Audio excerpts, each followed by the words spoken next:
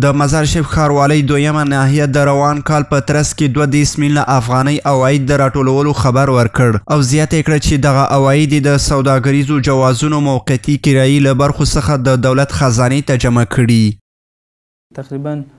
32 میلیون افغانی جمعآوری کرده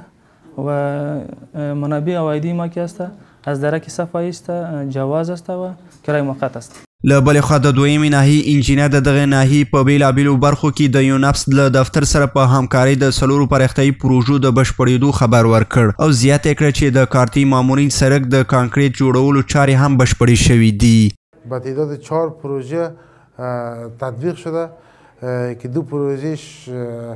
از طرف بودجه خود شاروالی تطبیق شده و دو پروژه دیگه هم که موزاییکاری است از توسط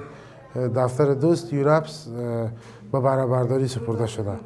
د یادونې وړ ده چې د مزار شریف ښار په دویمه ناحیه کې په بیلابیلو برخو کې 12 کارکوونکي په کار بوخت دي او دا ناحیه یو له ښاري ناحیو څخه ده چې څه باندې 10,000 کورونه او هټۍ لري.